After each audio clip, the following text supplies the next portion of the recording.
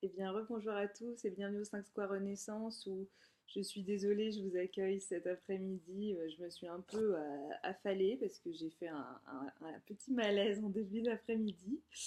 Je ne sais pas trop à quoi c'est dû. J'ai l'impression que c'est dû à l'utérus et ça tombe bien parce que justement, eh bien, la vidéo en fait que je voulais vous faire aujourd'hui, du coup, je vous la fais de mon lit en fait, hein. Euh, eh bien, bah, du coup, c'est dans le thème, hein, j'ai envie de vous dire, hein. Euh, la vidéo donc que je voulais vous faire là cet après-midi, justement, traiter de l'utérus, en fait, de l'hystérie très exactement. Parce qu'il se trouve que en ce moment, je me fais une grande période de films parce que ça m'a manqué. J'ai pas été au cinéma pendant 9 mois. Et ça, c'est un truc qui c'est pas du tout possible en fait. Mais vu les circonstances, vu comment les choses se sont goupillées, ben, en fait, c'était pas possible pour moi tellement d'aller au cinéma. Donc voilà, là, je me fais un peu une cure de Cinos et j'ai regardé un film hier soir qui s'appelle Augustine avec Vincent Lindon, que je trouve assez merveilleux comme comédien. Je trouve qu'il est toujours très très juste. Et Augustine. Et donc c'est un film d'époque, hein, c'est un peu l'époque d'Emma Bovary d'ailleurs, et voire complètement la même époque, je pense d'ailleurs, et dont je parlais dans la vidéo précédente justement. Et il se trouve que Augustine, en fait, ça traite de l'histoire du professeur Charcot. Alors, je ne sais pas si vous connaissez le professeur Charcot, donc euh, c'est quelqu'un qui a étudié en fait l'hystérie. C'est un homme à qui on doit de nombreuses recherches autour des femmes et autour un peu voilà des crises hystériques de la femme quoi. Alors c'est un film moi qui m'a un peu retourné. Alors évidemment ça me parle profondément, ça m'a toujours parlé déjà au lycée quand on nous parlait de tout ça, de l'hystérie, etc. Déjà ça me mettait profondément en colère. Je sais qu'il y avait quelque chose qui se passait en moi où je me disais non mais attends qu'est-ce que c'est que ce beans quelque part, hein. Et, euh,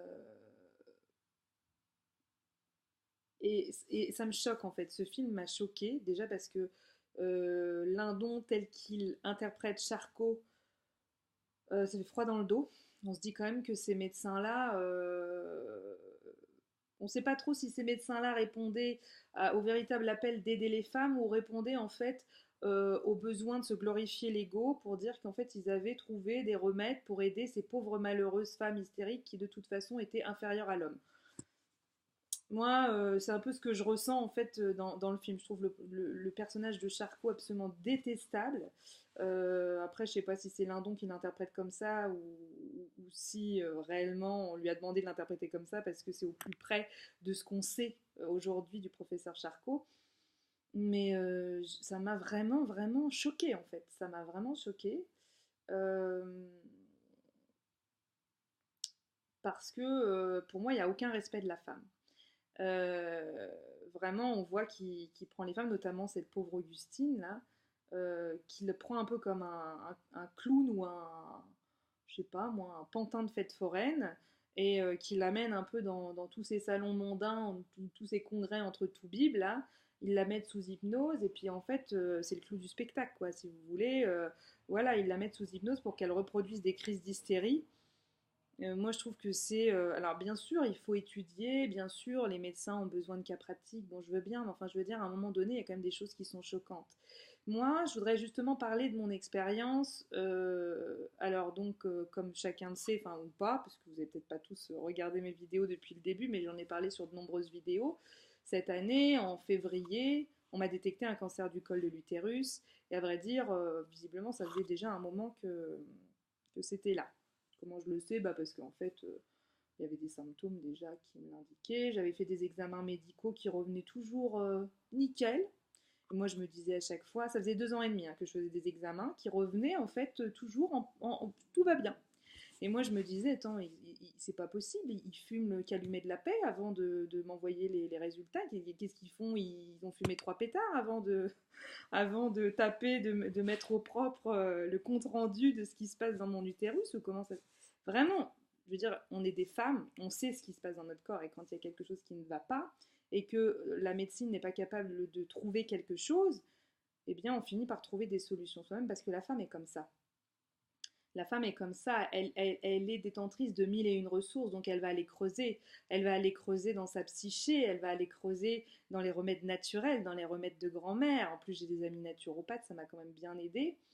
Et puis voilà, donc ça faisait déjà 2 ans et demi que j'étais en train de creuser plein de pistes. Moi, j'avais bouffé de la plante, en veux-tu, en voilà, sous toutes ses formes. Bon, ça n'avait pas arrangé le schmilblick, mais parce que je ne savais pas ce que j'avais exactement. Donc évidemment, quand on prend conscience qu'on pose un mot, un diagnostic sur quelque chose, après, les choses sont quand même différentes. Donc je me faisais des rituels pour l'utérus, je me faisais tout un tas de choses, mais seule. J'avais demandé un peu d'aide ici et là. Personne ne trouvait vraiment ce que j'avais, même dans les guérisseurs, parce que je suis allée du coup voir des magnétiseurs. Voilà, tout un tas de pratiques j'ai touché, étant déjà moi-même dans tous ces domaines-là. Évidemment, je me suis fait des auto-soins, ça va de soi. Et, euh, et en fait, eh bien, déjà, moi, je considère que j'ai été gravement maltraitée en fait par les médecins. Euh, alors, je suis pas en train de faire un plaidoyer contre la médecine, hein, attention, hein. Mais je dis juste, c'est un peu le coup de gueule de la femme qui parle aussi au nom d'autres femmes, parce que j'en ai plusieurs dans mon entourage qui subissent vraiment des douleurs abominables de plein de façons différentes. Voilà, parce qu'il y a plein de difficultés finalement liées à l'utérus qu'on peut avoir. Alors en plus de ça, notamment à l'heure actuelle avec tout ce qui est tampon, avec tout ce qui est serviettes hygiéniques, comme vous savez qu'ils mettent du désherbant dans les serviettes hygiéniques, à un moment donné vous vous dites qu'il y a peut-être quelque chose qui ne va pas. Donc, à mon avis, ça a quand même des conséquences assez dramatiques sur la procréation, sur la fertilité des femmes et donc de toute façon sur la fertilité des hommes aussi. Euh, Parce que de toute façon, la fertilité des hommes, elle est touchée par d'autres biais. Donc c'est vrai qu'on ne sait plus trop vers quoi se tourner. Là, ma sœur récemment a eu un souci comme ça aussi. Alors c'est pas l'utérus, mais c'est plus en lien avec le vagin. Et elle me disait, mais tu vois, moi je veux plus mettre de serviettes hygiéniques, je veux plus mettre de tampons. La cup, je sais pas si c'est bien toujours hygiénique. Moi je sais que tous les gynécos vraiment sont contre la cup. Alors moi j'ai eu une cup, mais bon, moi je sais pas bien la mettre, je sais pas, j'aurais un souci. Donc de toute façon, c'est pas confortable pour moi la cup. Donc voilà. Donc j'ai essayé plein de choses, les serviettes lavables, mais les serviettes lavables, moi je suis désolée, ça tient pas la route quoi. Moi je veux bien faire toutes les choses hyper naturelles que vous voulez, mais le problème c'est que moi avec les flux que j'ai, si je mets une serviette lavable, il faut que je la change toutes les 3 minutes quoi. Non, j'exagère, mais toutes les 30 minutes quoi. Bon alors on peut pas avoir non plus un stock quand vous savez qu'il faut les laver, il faut que ça sèche, etc. On ne peut pas non plus avoir un stock de 150 000 serviettes lavables dans son armoire. C'est pas possible, déjà au prix que ça coûte. Bon, après, vous me direz, vous amortissez vite. Mais en plus de ça, je trouve que ça se lave pas très bien. Je trouve que ça reste sale, même si vous les lavez voilà, correctement. Je trouve que c'est pas non plus. On ne sait pas quoi faire en fait. Voilà, donc ma soeur me disait, je suis en difficulté avec ça. Et vraiment, moi je sais que quand j'étais un peu un cas à part, un peu comme cette Augustine dans le film Augustine sur la vie du professeur Charcot, vous pouvez aller regarder si vous voulez en tant que femme, si ça vous interpelle. Eh bien, comme j'étais un peu un cas d'école, je me suis retrouvée comme ça, moi, par moment, en ayant pris un rendez-vous comme ça, lambda, avec 5 mecs, 5 internes qui étaient en train de me mater la vulve, quoi. À un moment donné, on n'est pas des bêtes de foire, quoi. Et je trouve que, alors d'accord, faut comprendre, faut essayer de comprendre, notre cas peut intéresser aussi d'autres malades et ça peut servir, mais enfin, à un moment donné, je pense qu'on mérite le respect.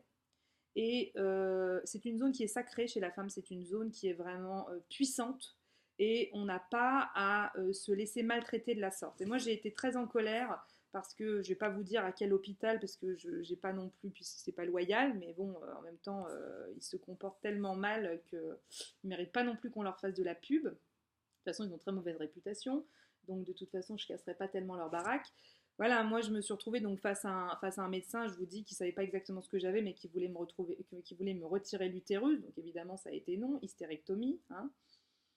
Voilà, parce que l'hystérie, ça vient d'utérus. Donc ça voudrait dire que de toute façon, toutes les femmes sont potentiellement hystériques, hein, d'après des gens comme Charcot, par exemple, puisque de toute façon, l'utérus, c'est une zone qui, bah, quelque part, c'est une zone qu'on maîtrise pas, c'est une zone de création, c'est une zone de créativité, c'est la zone du divin, c'est la zone déesse de la femme.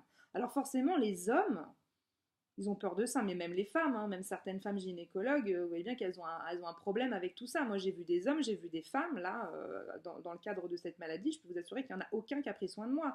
La seule personne, il y a eu un médecin qui a été très très bien, qui à chaque fois, vraiment lui, je l'ai beaucoup aimé.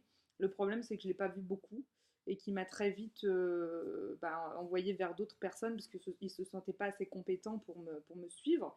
Je suis tombée aussi sur un médecin généraliste qui était un amour, qui a été merveilleux. Mais dans l'ensemble, le reste du temps, sur, je sais pas, peut-être 15 médecins que j'ai vus, bah, il y en avait 13 qui étaient à la masse, quoi. Il y en avait 13 qui étaient à la masse et il y en a 13 qui ont été profondément indélicats, que ce soit dans les paroles, soit dans les gestes. Voilà, qui vous bousculent. Moi, je crois que les médecins à l'heure actuelle devraient faire un peu de psychologie, surtout quand on touche à ces zones-là. Je veux dire, gynécologue, c'est pas un métier anodin, quoi. Hein. C'est comme quelqu'un qui s'occuperait, un médecin qui s'occuperait de la prostate. Je sais même pas comment ça s'appelle, les médecins qui s'occupent de la prostate pour les hommes, qui seraient comme ça hyper indélicats. Enfin, je veux dire, à un moment donné, ce sont des zones sacrées. Arrêtons de maltraiter les gens comme ça. Je sais pas, si vous avez des problèmes dans votre vie, les mecs ou les nanas, bah, payez-vous plus souvent des vacances.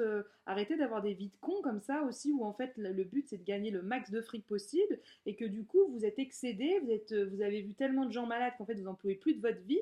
Ben, je suis désolée, c'est pas juste. C'est pas juste parce que derrière il y a des âmes humaines qui en prennent plein la pomme et qui sont blessés à jamais. Moi, je voudrais quand même témoigner du fait que cet homme qui voulait me retirer l'utérus, qui m'a au passage fait un énième examen que j'avais déjà subi 3 jours avant et que j'estimais ne pas avoir besoin de subir, j'ai été très en colère parce que pendant 35 minutes, il a farfouillé dans mon vagin je ne sais quoi. Je suis revenue, je pissais le sang pendant 3 semaines. Je souffrais atrocement. Je souffrais dans mon âme et je souffrais dans mon corps. Parce que cet homme m'a manqué de respect. En plus de ça, je lui ai formulé que je souffrais. Il s'est foutu de ma gueule, carrément. Mais vraiment, il a été plus que lamentable. Et moi, il y avait quelque chose qui me disait depuis le début que j'étais entrée dans ce bureau, ne le laisse pas t'ausculter. Prends tes affaires. S'il veut t'ausculter encore une fois, tu prends tes affaires et tu te casses. C'est ton corps. Et je ne me suis pas autorisée à le faire. J'ai gueulé pour le principe, j'ai dit non mais attendez, voilà, j'ai fait ma rebelle un peu, mais je ne suis pas allée au bout de ce que je ressentais au fond de moi en fait. Donc, bah, quelque part, je me suis laissée faire. Et ça, je m'en suis vraiment voulu. Donc, je voudrais dire à toutes les femmes qui, comme ça, sont malades au niveau de leur utérus, qui souffrent par exemple d'endométriose, c'est quand même quelque chose qui est très, très, très, très répandu à l'heure actuelle. Il y a beaucoup de femmes qui souffrent d'endométriose et de tous les autres maux liés à l'utérus. Ne, respectez-vous, n'acceptez sous aucun prétexte qu'on vous maltraite, que ce soit psychiquement, que ce soit corporellement. Voilà. C'est la zone de notre sacré. Ça suffit maintenant. On en a assez de se faire maltraiter à ce niveau-là. Et vraiment, ce film sur la vie du professeur Charcot bah, m'a intéressée, évidemment, mais m'a mise en colère. Parce que, en fait, ça fait des siècles qu'on balade les femmes comme ça. Puis là, vraiment, des femmes qui avaient des troubles en plus psychiques liés à l'utérus, vraisemblablement. Enfin, je sais pas. Finalement, il y a peut-être moins de femmes hystériques comme ça à l'heure actuelle. Je sais pas trop comment ça se trame. Ou alors, j'en ai pas assez vent. Mais je suis choquée par les méthodes des médecins, comment ils maltraitent ces pauvres femmes. En plus de ça, bah, comme ce sont des femmes là dans le film qui ont l'air à moitié un peu zinzin, et bah, ils en profitent pour les bousculer, pour les maltraiter, pour leur parler comme à de la merde, parce qu'elles n'ont pas appris à lire ou parce qu'elles sont pas instruites. Non mais arrêtons, je veux dire, et après on vous dit que c'est un métier humain. Non, c'est un métier de boucher charcutier, c'est tout quoi. Alors je suis pas en train de casser tout le milieu parce qu'il y a des gens merveilleux, heureusement, et je l'ai dit aussi dans cette vidéo. J'ai croisé 2 personnes qui étaient merveilleuses, mais le problème c'est qu'elles sont minoritaires par rapport à ce que j'ai croisé moi. Peut-être d'autres ont la chance d'avoir croisé des médecins beaucoup plus généreux, beaucoup plus attentionnés, mais c'est pas mon cas. Donc je témoigne avec ce que j'ai et je pense que ça parlera à certaines femmes. Je vous aime, je vous embrasse de mon lit où je me repose, l'utérus, et je vous dis à très bientôt.